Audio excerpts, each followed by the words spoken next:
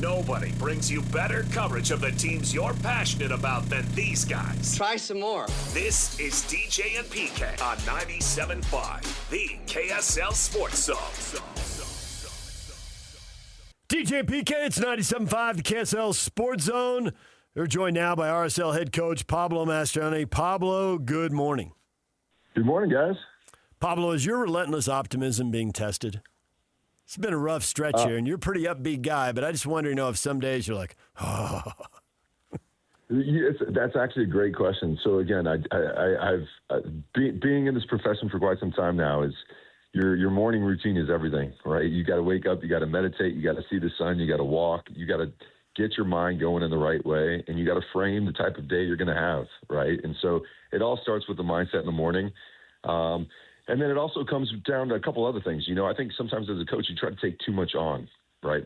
Sometimes you want to be the guy that helps bring players in, help move players on, find ways to get more capital to do what you want to do.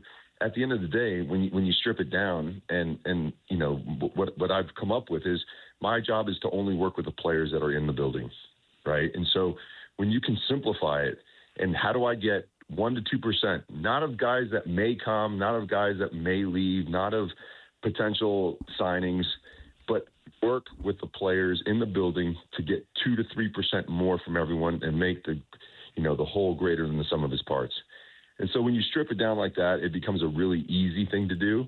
And obviously what happens above me impacts it only if I allow it to impact it, right? So my focus is my focus. And when you do it, and when you think about it in those terms, you can be optimistic because you can control what's in front of you, control the controllables.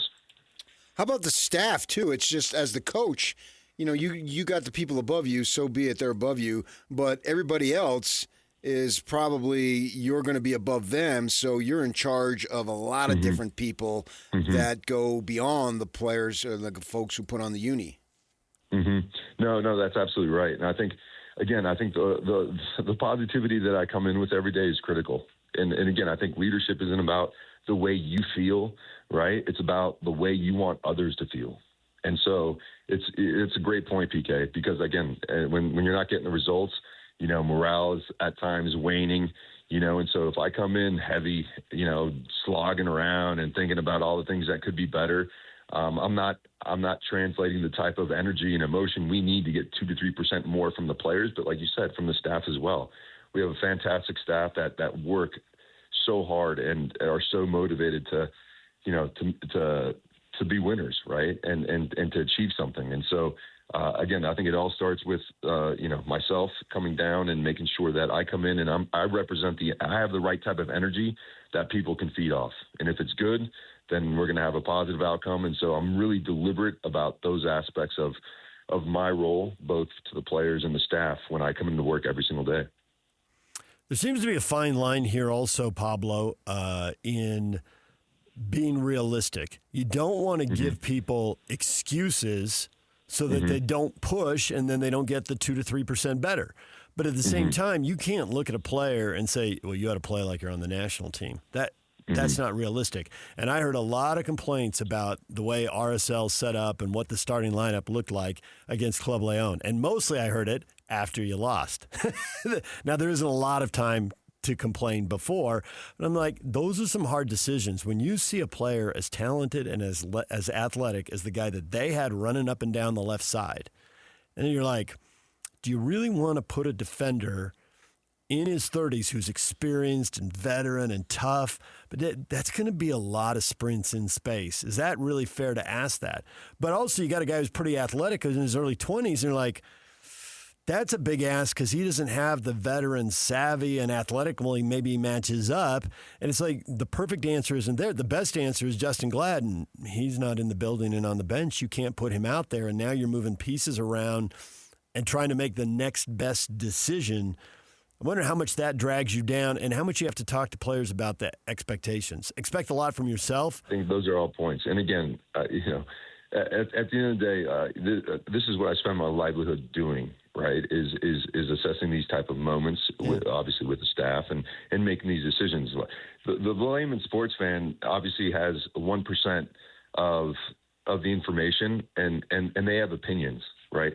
I have 100% of the information, and I have to make decisions, right? And there's a big difference in that, right? So, like you said, after the game, you question everything. It's right. Yeah. But there's so many layers that go into these decision makings, and a big part of that too, DJ, was having 9 games in 30 days, which is unprecedented, right? So we're not just like, nobody knows the load of any player here, right? They're just assuming that every player is a 10 out of 10, and you're moving magnets. This is not real life, right? So that's why we're here as a staff, to make these decisions, to make the best decisions for the team, to know that from a tactical perspective, from a physical load perspective, from a connection with your teammate perspective, with the form perspective, with the environment perspective. I mean, there's so many variables that go into it. It'd be so naive just to say, like, this guy's the best because he's the best. No, it's not how it works, right? Every player has basically a 3 to 10 range, 10 being the best.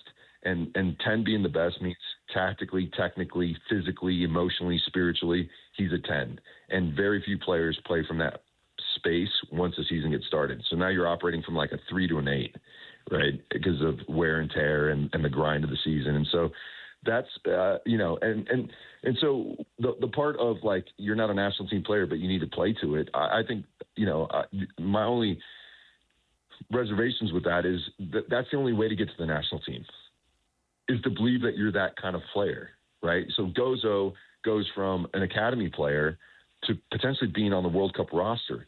If Gozo didn't believe that he was capable of doing that, he would have never, his trajectory wouldn't have been as sharp as it has to the upside.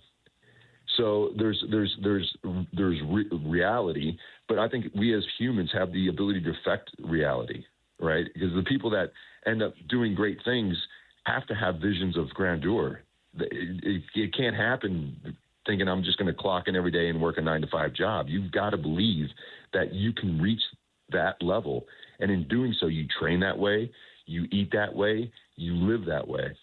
And before you know it, you're in the Premier League, right? So there's a lot of things going into it, and that's the beauty of sport, is that you're taking, there's so many, it's not just coming out and training every day. You're trying to reframe the psychology of the group, reframe the emotional stability of the group, motivate the group, get them believing that they are better than what they currently are, and then how you put that all together to get a good performance at the weekend that provides an opportunity for 3 points is the ultimate task. Yeah, I think the world is full of front runners, and when things are going well, great, everyone's happy and all that. But that's so easy. It's not easy to be great, but it's easy to be a front runner. I look at what are you doing when things aren't going your way. When I was growing up, I wanted to play third base for the Dodgers, and I got to my junior year in high school, and I was on the team, but it was apparent I'm not even going to play third base for the local tiddlywink team out of high school, right? And I thought, okay, but I still want to be in sports. I couldn't imagine not having a job in sports. So how do I go about it, right? And I go to college and blah, do all the stuff that I do. Start at the Casa Grande Dispatch, the newspaper there, and I just work my butt off and get to where I want to go. And I've always believed if you work your butt off, that opportunities create themselves. So whether you guys have won every game or you've lost every game, the work ethic is going to determine what the future is. And it's simply, that's what you have to do. You have to work as hard as you can. That's right. PK, that's, and that's what, I came in this morning just buzzing, and just being really clear about what our task is. It's, again, because oftentimes you get caught up in this world of like, man, we lost the player to the Prem. We haven't replaced him, right? And so obviously the team's going to change, right? The team has to change. Just the laws of the universe will say, if you take out, Michael Jordan from a group, it's going to change the dynamic of the team. Right. Now, our jobs as coaches is to find now our new identity. And obviously that's going to take a little bit of time, but it shouldn't take away from our energy and effort. And that's why I'm saying when you condense the scope of responsibility, right? We don't have any money down here to bring anyone in. We don't have scouting networks down here to bring anybody in. But what we do have is a great coaching staff and great ideas. And that's where we should put 100% of our energy. The other stuff, there's other people in the club that are qualified to do that. But that shouldn't take away from our energy on what we can control. And it's really interesting because oftentimes as coaches and parents to children as well, right? The advice that you give to them, oftentimes you should be heeding yourself, right? You got. That's the advice, is control the controllables. And so what is our controllable is, to your point, work our tails off. And if we as coaches are the example of what that looks like, there's no doubt the players are going to follow, because we have some fantastic players that are hungry for an opportunity. So just always trying to spin it in a positive light when things are tough, and make sure that we go back to simplifying our roles and our tasks to get 1 or 2% more from every individual. So to that point about you got to change the way you play, Pablo, when you had Xavier Gozo, to use the NFL analogies that you use so often, I am stunned by that, because most soccer people don't, but you love a good NFL analogy. When a defender came up on Gozo, you were the quarterback throwing deep, playing behind, hit over the top, let him have his speed, run down the line, get on that ball. That was the attack. And when they started dropping off him because they realized you couldn't keep up with him, you just played the ball right to his feet, and then you let him run at people and beat him, and it created advantages. With that gone now? Correct. A lot of people are thinking, well, Morgan Giavogi, he's getting paid big time. He needs more goals, more assists. And you've talked about you want him to be more selfish. He's such a great teammate. He's got 7 assists, but only has 2 goals. He needs to shoot more. Now, I'm watching this last game. He's standing on the sideline with his back to the sideline, and he's not more than 2 feet from the sideline. Then you can't score from there. But he did it. And we also saw Diego Luna do it. And they routinely got the ball, and they were driving between the defense and the midfielders, kind of parallel to the goal. And sometimes unleash a shot, sometimes tried to slide a ball through to Salons, or maybe someone making a deep line run. Are we going to see a lot more of that? Is that you adjusting the offense on the fly without really having many training sessions to do it with, because you're playing so often? Is that new tactics going forward? So, again, I think the most important thing is that they're receiving the ball behind the midfield line, right? That's really the crux of the tactic. If we want our 10s to be dangerous, we don't want them receiving it in front of their midfield line, because now they have to break a line to get to where they need to be positionally to be effective in front of goal. And what I'll say in that last game, which is really interesting just watching it back, is we had an opportunity to score probably 3 goals in the first half, right? And if we score any one of those 3 goals, and 2 of them slid across the whole back line, and that's where our right wing back should be, and that was Gozo. So there's no doubt if we had, even Zach Booth, right, who's been now out for 8 weeks. So there's some injury things as well. But like if that player in said position understood the position really, really well, there are 2 tap-ins on the back post, because that's where they're meant to frame the back post anytime we get in that part of the field. And those are tap-ins, right? But we didn't do that. And then Serge had a couple chances.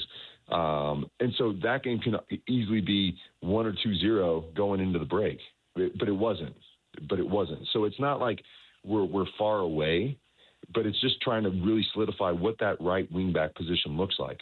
So we've tried Dom, we've tried DeAndre, and we've tried Saba, right? And all 3 are kind of like mixed as far as performances are concerned. There's some good stuff and some stuff that, but we're not. You can put all 3 together and you're still not getting the Gozo, right? So, going away from home, we might look at it a little bit differently based upon the aspects of those 3 individuals to see how we go. The other thing that we've been talking internally as a staff is maybe we have to change our shape.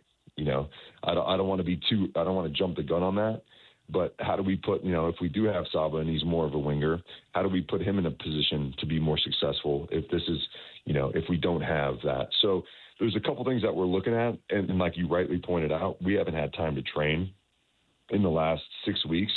So you can't just throw a new formation out there and expect the guys to get it. And what often happens if you do that, you're going to have paralysis by analysis. And now you're not playing from the flow state, and it becomes chaos. And then you don't get any gains from your previous setup. And if you try to go back to your previous tactical setup, now there's no confidence in it because you just switched it. So we have some things that we're working on internally. But like I said earlier, all these things take time. When you take a big fish out of your rotation, it's impossible for it not to take time. And I get it. We want to win now. So do I, right? I go home and I'm bummed out every game we don't win. But again, I go back to process and go, be realistic, Pablo. Whether anyone else in the world believes that it takes time, that it does. And so stay true to what you believe. It's going to take some time, but we're going to get it right because we have good people in the building, and we have guys that are willing to learn and willing to work and willing to get better. So I have no doubt that we'll find our footing soon. But it all starts with mindset, and it starts with belief. And this weekend in particular, one aspect that I've seen in the last couple of games is if you're not going to score the goals, how committed are we to the defensive side of the ball, right? What's our reactions look like when the ball turns over? Do arms go up in the air? Is there a hesitation to react the right way?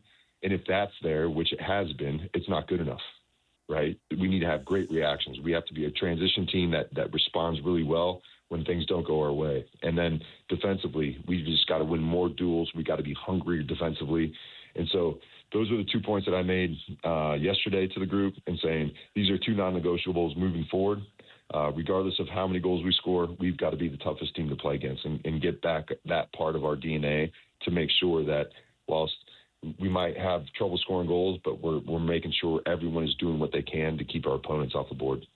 So when you talk about missing these chances and then something may go wrong, is it a situation where you're trying to drill into these guys, hey, stop feeling sorry for yourself, we've got to play through whatever happens?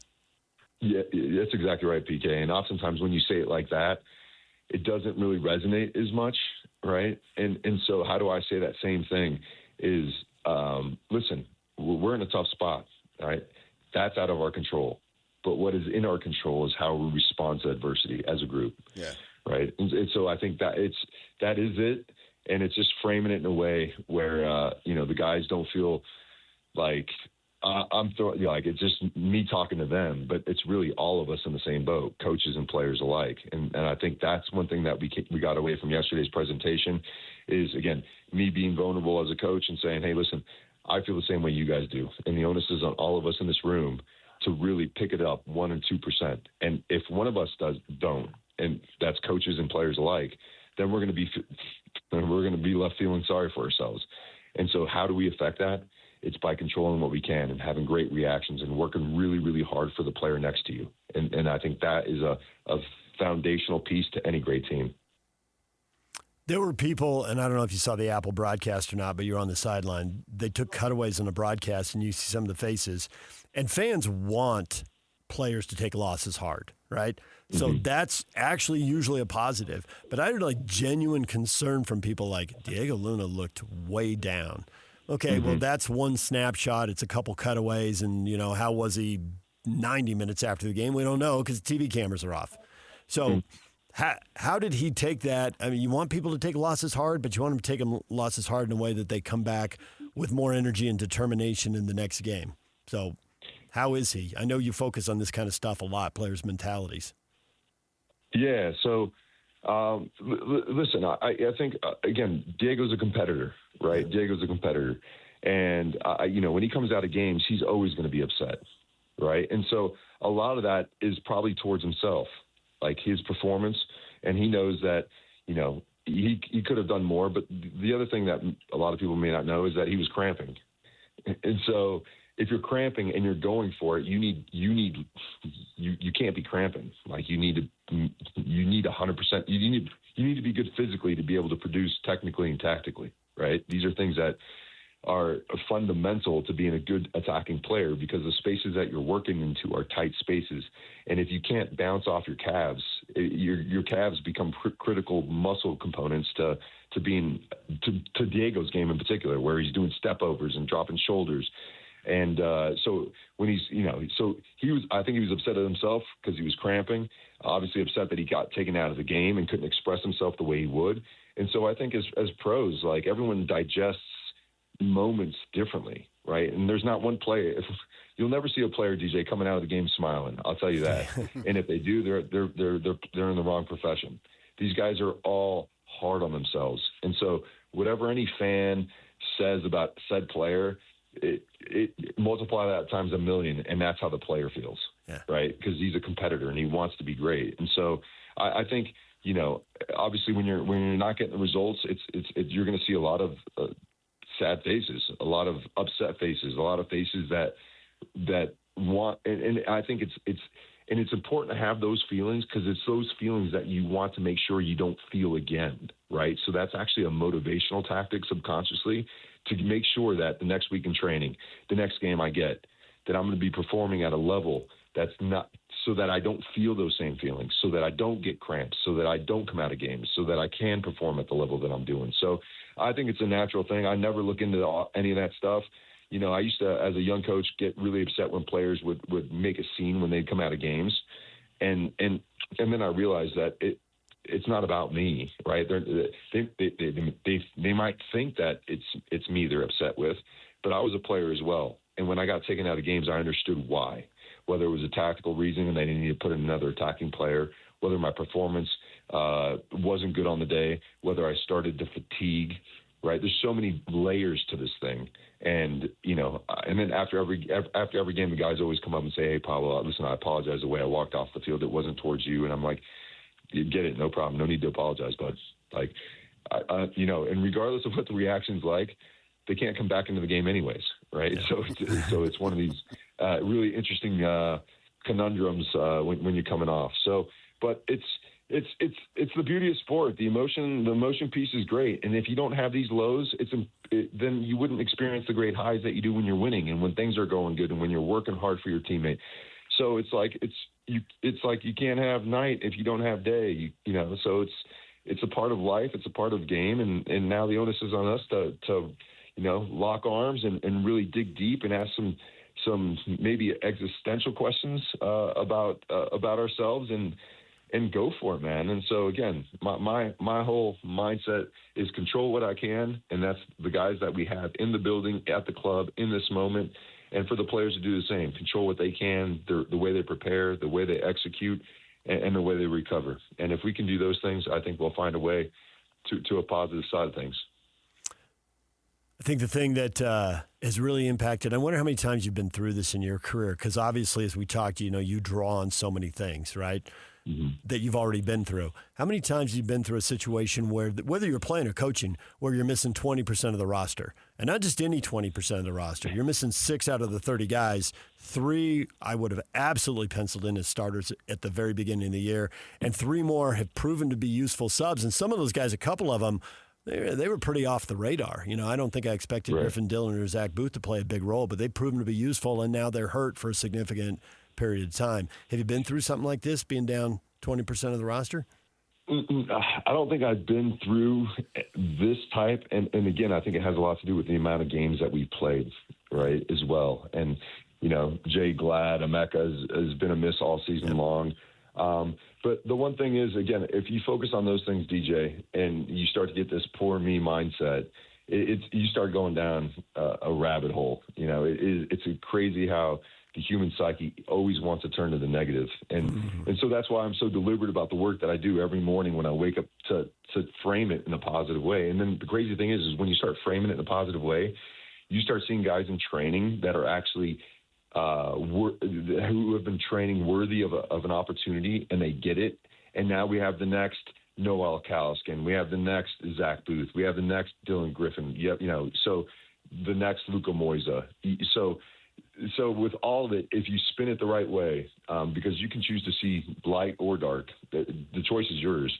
And I've got to work extra hard at seeing the light at all times, because that's what I'm tasked with, to come in and be the leader of a group with positive energy that is also evolving as a coach, that is also, you know, showing emotions when things aren't going well, but come in the next day and be positive and say, here's the solution, guys. If we do these 2 things right, I promise you, we will put ourselves in a position to win the next game. And that's my focus.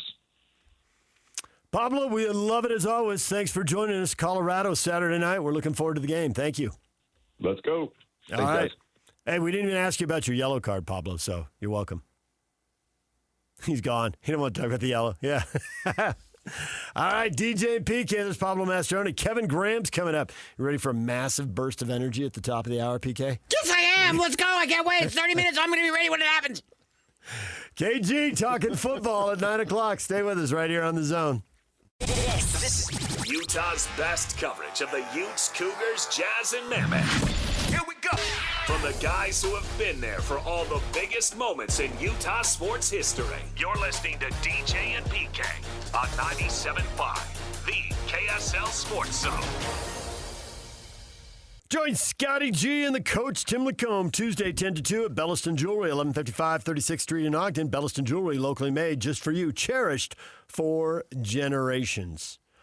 We should mention we got tickets to see Styx in Chicago at Utah First Credit Union Amphitheater coming up in a couple of days. We'll do that in the next segment. So stick around right after the break, and we'll give that away. Tickets are available at livenation.com. PK Pablo Mastroeni is always good on the nature of sports. Down times, you got to pick yourself up sometimes. Can't let the negativity swamp you. You've covered teams in seasons where the boat got swamped, and it got ugly. You've also covered teams that have been able to dig down and turn it around when something went really wrong. Yeah, Bronco Mendenhall was really good at that. I mean, that was his charge when he came in and took over a team that had 3 losing seasons in a row. That was their worst in certainly modern times since Lavelle Edwards got it going on. And that was the task, is to make sure that everybody is pointed in the right direction and understands that, okay, you're here for a reason, you've got skill. Because if you look at what Bronco inherited, the talent level wasn't all that different. I mean, at that point, BYU's recruiting the guys that they recruit. It was the basic premise and parameters of who they would recruit each year, and he managed to do that heavy lifting that first year, and then the second year it was a bonanza, and off they went. And then they had every belief he could have come out and said, okay, today, guys, we're just going to do square dancing because that's going to prepare us to play Utah, and they would have started square dancing. And that's what you have to guard against, is that people start tuning you out and don't believe in themselves, don't believe in the guy next to them. And that's a monumental task, to be able to get to that point. And you can feel it's easy for a team like an RSL to feel sorry for itself because you're losing quality players. And the problem is that and from the fan perspective, it's like, well, why do I want to get invested when I know player XYZ is just going to take off?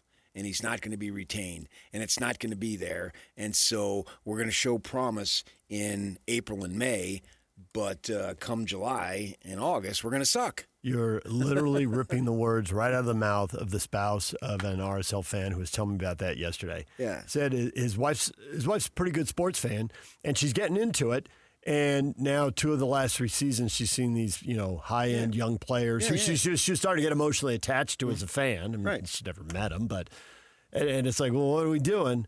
And he was saying, well, this is why they're flipping the season, and we're going to have to put up with a couple of winter games we didn't used to put up with. I mean, there'll still be a bunch of games in March and April, just like there've always been, and August and September, just like they've always been. But you can probably trade some June stuff for February stuff. But this is why. They can move these players now at the end of the year, at the end of the season. You feel like you have a chance to write the whole story, go through the playoffs, and then have the inevitable offseason shuffling. Sure, but if you win and have success, you'll be okay with a few 40-degree games. Oh yeah, absolutely. Because in NFL football and really college football, people have adapted to that. Yeah. I mean, if you're winning, the stadiums are packed. Mm-hmm. I sat in a stadium in Boulder, Colorado. You see, go look at that game right there. Look, quick. Oh, they got highlights on TV. The Bills are playing the Bengals, and there's like 4 inches of snow on the field. And it's snowing like a mother. And the funny thing is, a lot of RSL fans, and this just goes back to, it's winning, it's sports. It doesn't matter college, pro. It doesn't matter football, baseball, basketball, soccer, lacrosse, whatever, when you win. So when it snows, instead of playing with the white ball, they switch to an orange ball. And, of course, there are people keeping track of RSL's record with the orange ball, and it's buried in the notes somewhere. I can look it up if I need it. Don't really need it this time of year, but it's spectacular. And people don't mind. They almost like, it's snowing, Vancouver's getting beat. It's snowing, Seattle's getting beat. You're right. Just win, baby. They can put up with a lot if they win. Yeah, I was in Colorado Stadium on a senior day when the Utes went over there and just bludgeoned them, and it was snowing, and it was the saddest senior day I'd ever been to, literally. And I've been to senior days for probably 30-plus years. Mm-hmm. And then I go over when they're winning, and the weather's not that much different, but everybody's rocking. It's packed. Yeah. And, you got to be careful, too, from an ownership and an executive position, because there were a few times there where the Jazz went out prematurely in the postseason, but Larry Miller never panicked, and he never switched coaches, and he stayed the course. And you don't always stay the course because sometimes the course isn't right. But if you believe in the course, then you have to set the tone and allow that particular coach, manager, whatever you want to call them, to ride it through rather than go through. And I was talking with someone from RSL about this yesterday, about what are they going to do here? Because also, too, the Millers are auditioning, in a sense, for MLB. Mm-hmm. And they got a huge track record, so I don't think that they're going to look at something that's not going right now and just cast total evaluations on that where you got another 40 years. But you don't want to just get in the position where you're just changing management and just running people in and out, because that never works. So if you respect the course that you're on, stay with it and see where you can go. And then if they go, when they go to this other calendar using this team as the exact example, well, yeah, then it will be better that way, because you can follow it all the way through, because it is frustrating. Like, well, what's the point? Okay, who's going to be gone? You can practically, if you go to 4 or 5 games, you can pick out the candidates who might be gone. Yeah. They're obvious. It's like going to a high school game and picking out a Division I athlete. It's so you can go and watch them run up and down the court, run up and down the field, whatever it might be, take a few cuts, throw the ball. Oh, yeah, okay. And boys or girls sports, for that matter, it doesn't matter. And you can, at least from my perspective, I've been able to easily see guys or ladies, for that matter. I can be watching Caitlin Clark as a sophomore. Who is this gal? My gosh, she's awesome. Yeah. And that's the first exposure I had to her when she was her sophomore year. And away she's gone, and just a star at the highest level in women's basketball. So if you would have known, well, this person isn't going to last the season, well, that's going to be a downer. And plus, too, that person is not going to last the season, but is taking time away from others who are going to last the season, but they're not developing because you're trying to win now, and this person here is doing this thing. In a sense, you're not developing players XYZ because this guy's in the way. And, what do you do there? Well, that's a huge thing when you're not the best league in the world. And I guess sometimes even in the NBA, because it was the Warriors' charge to develop young players while they kept winning at a high level, and we saw how that worked out. It didn't work. No, it's hard. It is hard to do. Yeah. And the Warriors couldn't pull it off. It doesn't matter. I mean, I understand the process not being the best world player, best league in the world. I get that. Yeah. But still, you have this with the colleges, with the transfers. Is this player going to be, do I want to invest all this time and this player is just going to take off? I mean, college basketball isn't the best basketball league in the world, blah, blah, blah. But still, it doesn't really matter. If you're playing out there to compete and win something, then who really cares where you stack up? I mean, you're in the moment there and you're having fun, and the fans want to win, and they spend all this time and energy, and they want to, and plus they want their guys too. That's why I think that over time it might be impacting college sports to the negative. Is like, okay, you get this guy or this lady, young gal, and you think they're yours, then they take off. You're like, oh man, you were just using me. You're using my emotions, and I don't like that. I wonder if that's going to dent things that could dent the college sports that are just flying high. Is that if there's just so much movement and they take off. Or on the other hand, if the kid chooses to stay, see, he chose us, man, and he wouldn't leave. And so you might love him even more. So can you keep a core of guys who are there who the fans know while a lot of the pieces around them move a lot? I don't know if you can. Where the money's going. I just don't know if you can. I mean, look at this Castellanos kid who's now the quarterback on the roster at Texas Tech. It wasn't like he wasn't playing, but he's still bouncing around. And, they're not your guys. And I wonder, now if you win it all, then I guess. But if Hammond is your guy, if he stays there and stays in the program, and we'll see how that goes. Oh, yeah. Then you've got a guy you can attach yourself to, and you understand, hey, the backups are going to move around looking for playing time and a little more cash. And I think fans can talk themselves into that because they've talked themselves into that at the pro level. Sure. But Jacob Rodriguez for Texas Tech, he stayed. 25 years from now, he's a Red Raider. he comes back, they're just going to go nuts at all times. Yeah. But other guys, Texas Tech is basically a transactional program. They brought in like 6-7 guys last year who are on the team that was it. That was their only year. David Bailey, of course, being the lead character, and then they take off.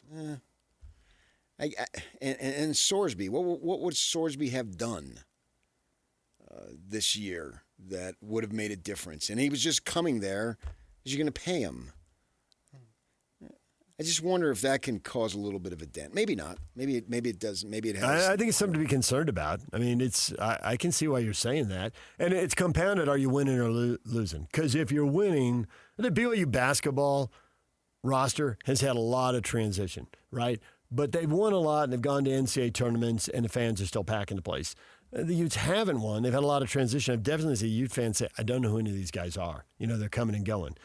But they're also not winning and going to the NCAA tournament. If they're winning and going to the NCAA tournament, could you buy it a little bit? And maybe a couple guys that stick around at that point so you could solve both those issues at the same time. Because I think they are both issues for the U right now.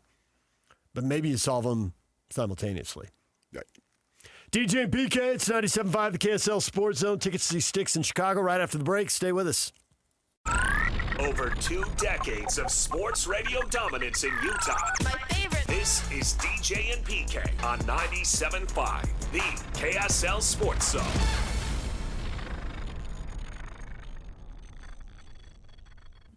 Caller 12 right now, 801-575-ZONE. Win some family and friends. 5-pack of tickets to Aerofest 2026 featuring Sticks in Chicago at Utah First Credit Union Amphitheater on August 30th. Tickets are on sale now at livenation.com. Call 801-575-ZONE. Caller number 12 wins. If you don't win, then you can head on over to livenation.com and get your tickets for the 30th.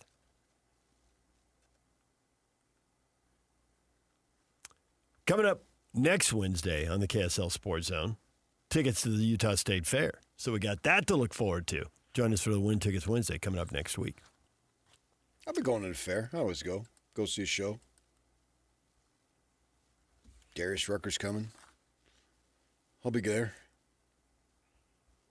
Our Salt Lake High School Player of the Week brought to you by Hercules First Federal Credit Union. Our winner this week, Hillcrest High quarterback Kevon Houston. After dropping the opening game of the season, Hillcrest bounced back with Kevon Houston going for 411 yards and 5 touchdowns. And he added 67 yards rushing and 2 more scores. Every week, KSL Sports names the Salt Lake County High School Player of the Week in partnership with Hercules First Federal Credit Union. Congratulations to the Huskies. Getting the W. Another full slate of games coming up tonight. You can check them out on KSLSports.com and the KSL Sports app. Oh, I'll just be bouncing back, going all over the place, catching all these games. You got a little college football tonight you'll be streaming too. Weber State leads off the season. Friday night, Northern Colorado. Who's pumped? I'm See a show of chartering. hands? I'm going to that game. I'm chartering here at noon. You're chartering? Yeah. Take me right into, is it Greeley? Yes. One of those freeway exits that I've taken many times. Yep. About I-25. Yeah. The start of the show, man. As I call it, pass with care. David says, I'm a Weber State fan, but I'm in Missoula for the SUU Montana game. But yes, I am stoked. The college football's here because there's a slate of games tomorrow. There is. Southern Utah and Montana State and Utah Tech for the locals, but there's a handful of games. I mean, obviously for Big 12 fans, TCU, what are you going to do? Bill Belichick in North Carolina, you're going to get the league a W right out of the gate. I don't think it's one they'll get much credit for, but it's one they'll get bashed for if they lose. Well, got to go get the W. Well, eyes will be on it, though. And the only thing I know about the game is they won't take questions from the Fort Worth Star-Telegram reporter. That'll solve all your problems. TCU favored by 8.5, 10 a.m. on ESPN. If you want to kick off your season, That's Saturday the Ireland morning. one. And, my grandfather was born and raised in Ireland before he came over to the States, obviously. Mm-hmm. And I always like I love the ins and outs that they show. I want to scenic see shots of all around, Yeah. the town, the water, Right. the downtown, the stadium, whatever. Right. Give me some flavor. I think that starts at 10 a.m. And in honor of my heritage, I think I'm going to have some hooch tomorrow. USC is a 38.5-point favorite over San Jose State, 1 o'clock on NBC. Go Spartans. You going to watch the Trojans for about 20 minutes? I will. Yeah. Yeah, I will. UNLV, Memphis. I don't have to watch UNLV as much as I used to. No, but this is being looked at as an elimination game for the G5 playoff berth. You know, there's a handful of teams that have a shot. These two would be in the mix. Tim Brando's got UNLV being in there. Yeah. Yeah. 8 o'clock on Fox. And, I'll check that out in the evening, I would assume. You care about your old Pac-12 schools? Stanford now in the ACC, hosting or playing Hawaii out of the Mountain West. Yeah, hosting. That game's in Stanford. ACC Network, 5 o'clock. Yeah. See what... I can't cut loose completely. Especially when there's not a bunch of competition and I'm not at a stadium.